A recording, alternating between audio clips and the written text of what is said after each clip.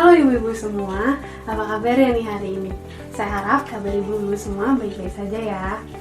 Perkenalkan, saya Risha sebagai trainer pertama untuk sesi training kita hari ini. Halo ibu-ibu semua, perkenalkan saya Cynthia sebagai trainer kedua.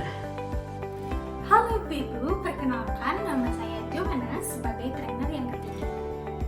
Halo ibu-ibu sekalian, perkenalkan nama saya adalah Dewi, saya trainer keempat.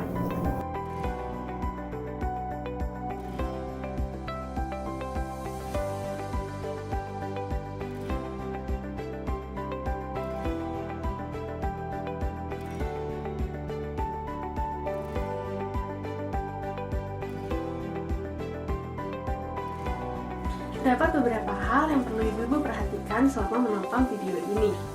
Yang pertama, ibu-ibu diharapkan untuk tidak men-skip video sampai selesai. Kemudian, ibu-ibu juga diharapkan untuk mengambil posisi duduk yang nyaman. Lalu, diharapkan ibu-ibu mencatat semua poin-poin penting dari video ini. Sebelum kita ke pembahasan, lebih baik kita jargon dulu yuk ibu-ibu agar ibu-ibu juga semangat nih sebelum menerima materi yang akan disampaikan oleh para trainer.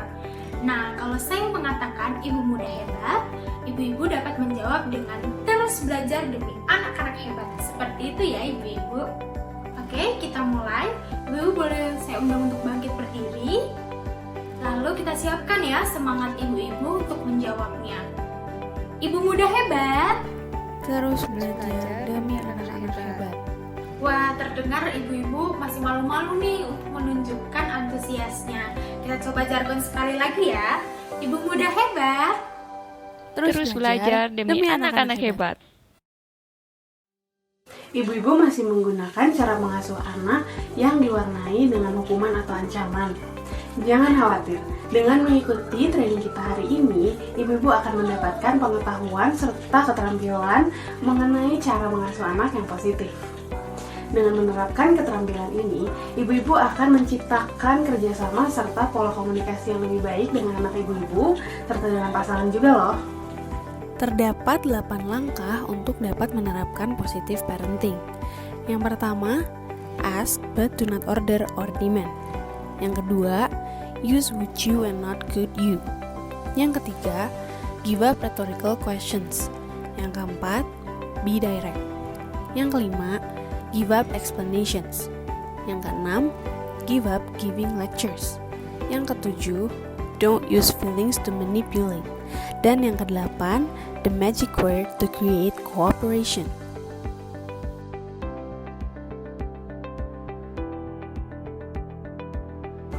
Langkah yang pertama adalah ask but do not order or demand, atau artinya memintalah dan jangan menyuruh atau menuntut. Sebaiknya orang tua mengarahkan anaknya dengan cara yang lebih halus, atau dengan meminta atau asking, atau dengan mengajukan permintaan atau requesting. Contohnya daripada ibu-ibu menggunakan kata suruhan seperti sana kamu sikat gigi sekarang. Lebih baik ibu-ibu menggunakan kata-kata seperti maukah kamu mengikat gigimu sekarang?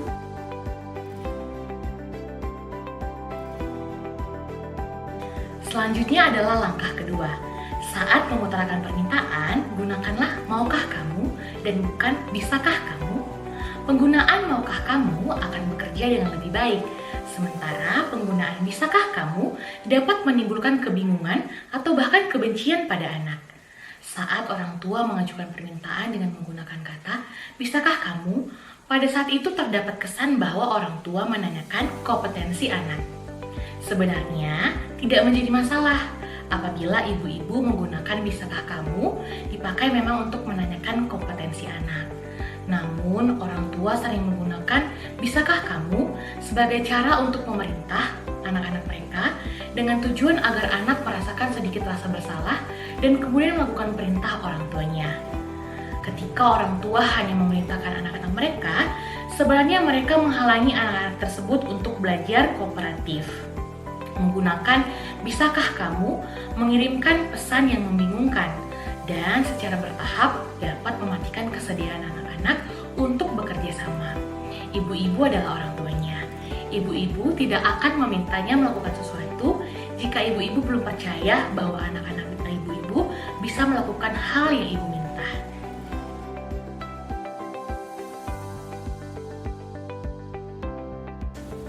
Langkah yang ketiga adalah give up rhetorical question atau berhentilah menggunakan pertanyaan retoris. Pertanyaan retoris adalah pertanyaan yang sudah jelas jawabannya. Contohnya pertanyaannya itu seperti ini. Kenapa ruangan ini masih berantakan? Padahal di balik pertanyaan itu sebenarnya ada maksud yang tersirat. Misalnya saja maksud dari ibunya adalah, kenapa kamu tidak mau membereskan ruangan ini? Kamu nakal, kamu tidak mau membereskan ruangan ini. Mengapa kamu seperti ini? Dan lainnya yang sebenarnya tidak berani ibunya langsung ungkapkan kepada anaknya.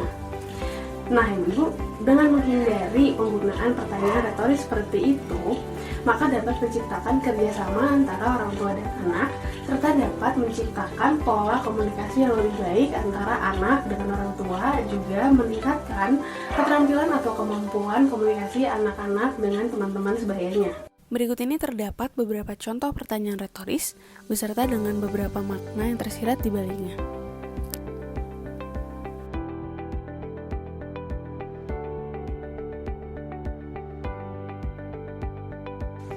Selanjutnya adalah langkah keempat. Salah satu keterampilan terpenting yang harus dipelajari ibu adalah bersikap secara langsung, terutama dengan anak laki-laki yang masih kecil. Wanita akan sering menyatakan apa yang tidak mereka sukai, tetapi tidak mengikutinya dengan permintaan. Orang tua mencoba memotivasi anak untuk melakukan sesuatu dengan berfokus pada masalah, tetapi tidak memintanya untuk melakukan apapun. Permintaan tersirat seringkali bahkan tidak disadari oleh anak, dan bahkan mereka tidak dapat melakukan apa-apa karena mereka tidak mendapatkan pesan dari orang tua. Untuk mendapat tanggapan langsung, permintaan harus langsung tanpa berfokus pada ekspresi negatif. Sebelum ke pembahasan selanjutnya, kita jargon dulu yuk ibu-ibu untuk membangkitkan semangat kita. Nah, saya undang ibu untuk bangkit berdiri. Baik, kita coba ya, kita jargon nih. Kita coba ya, 1, 2, 3. Ibu muda hebat, Terus belajar demi anak-anak hebat.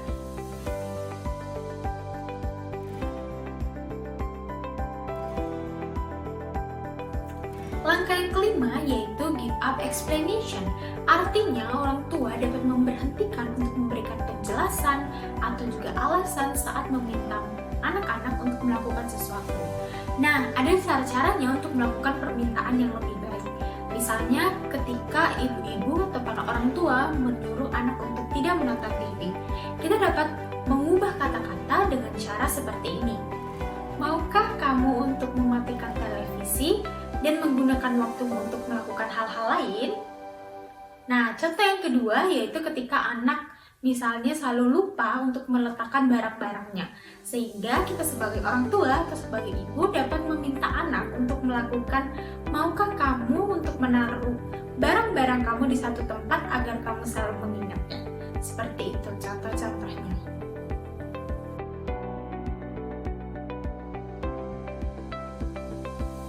Langkah yang keenam yaitu give up giving lectures. Artinya di mana orang tua memberikan pembelajaran kepada anak-anak. Nah, biasanya ibu-ibu atau para orang tua dapat memberikan pembelajaran melalui nasihat kepada anak. Tapi perlu dipertimbangkan situasi dan waktu yang tepat untuk memberikan nasihat kepada anak.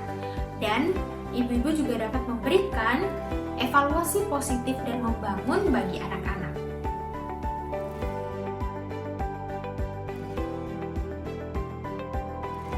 Yang ketujuh yaitu don't use feeling to manipulative. Nah, perlu diketahui nih para orang tua dan juga ibu-ibu bahwa membagikan perasaan kepada anak itu adalah suatu hal yang penting. Kenapa? Karena ketika anak membagikan perasaannya kepada orang tua dan orang tua juga sebaliknya, hal ini akan membuat kerjasama yang baik dan membuat anak juga menjadi kooperatif. Tetapi ketika kita melihat anak melakukan kesalahan, orang tua juga boleh nih menghindari untuk mengungkapkan perasaannya langsung kepada anak, yaitu terutama perasaan-perasaan negatif ya, agar terbangun kerjasama yang baik antara anak dan orang tua.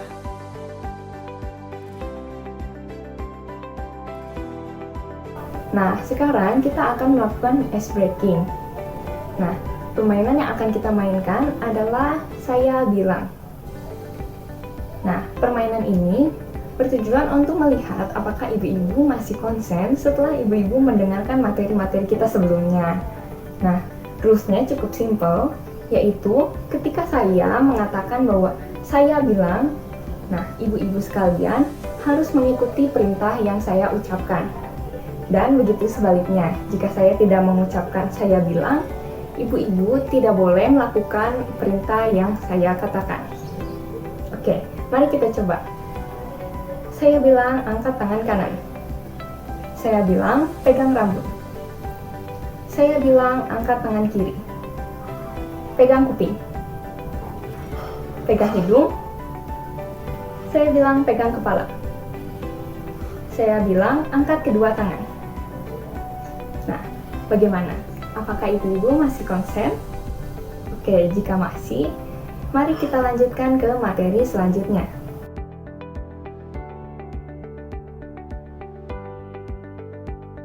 Selanjutnya adalah the magic word to create cooperation. Magic word yang dimaksud di sini adalah kata ayo atau maukah kamu. Kelebihan dari penggunaan kata-kata tersebut adalah lebih positif, lebih singkat, dan lebih bersifat langsung. Anda dapat menggunakan kata-kata tersebut ketika Anda ingin meminta anak untuk melakukan sesuatu. Contohnya, maukah kamu membereskan kamarmu? Atau, ayo kita bersiap-siap untuk berangkat ke sekolah. Anda dapat menggunakan kata ayo terlebih dahulu dan kemudian menggunakan kata maukah kamu. Contohnya, ayo kita bersiap-siap pergi ke sekolah. Maukah kamu merapikan penampilanmu? Nah, dengan menggunakan kata-kata tersebut, anak Anda akan merasa bahwa ia diundang untuk melakukan sesuatu bersama-sama dengan Anda. Dan hal ini akan meningkatkan kerjasama antara anak dan orang tua. Nah, sebelumnya kita sudah mengeksplorasi teknik-teknik dasar untuk menciptakan kerjasama antara anak dan orang tua. Yang pertama, ask but do not order or demand, yaitu mengarahkan anak dengan cara meminta, jangan memerintah ataupun menuntut. Yang kedua, use want you and not call you. Penggunaan kata maukah kamu akan lebih efektif dibandingkan dengan penggunaan kata bisakah kamu, yang mungkin dapat menimbulkan kebingungan atau bahkan kebencian pada anak. Yang ketiga, give up rhetorical question. Hindari pertanyaan yang jawabannya sudah jelas, agar dapat tercipta kerjasama dengan anak, serta menciptakan keterampilan komunikasi yang baik. Yang keempat, be direct. Ungkapkanlah permintaan secara langsung daripada hanya mengungkapkan masalah yang terjadi. Yang kelima, give up explanation. Tidak memberikan penjelasan ketika menyampaikan permintaan kepada anak dapat meningkatkan kerjasama. Yang keenam, give up giving lecture. Hindari menilai perilaku anak. Berikanlah pembelajaran dari perilakunya dan nasihat yang membangun. Yang ketujuh, don't use feeling to manipulate. Hindari mengungkapkan perasaan kita ketika menghadapi perilaku anak yang salah, agar tercipta kerjasama dan anak menjadi kooperatif. Yang kedelapan, the magic word to create cooperation. Gunakan kata ayo sebelum kata maukah kamu, agar anak merasa diundang untuk melakukan kegiatan bersama dengan orang tua. Membangun kerjasama antara orang tua dan anak sebenarnya tidaklah sulit, namun memang membutuhkan banyak sekali latihan. Oleh karena itu, saya akan memberikan tabel yang dapat Anda gunakan untuk berlatih. Nah, berikut ini beberapa contoh perubahan kalimat perintah menjadi kalimat meminta, sesuai dengan penjelasan sebelumnya. Selain contoh tersebut, Anda juga dapat menerapkan dan menyesuaikan kalimat-kalimat sesuai dengan kondisi dan kebutuhan anak saat itu.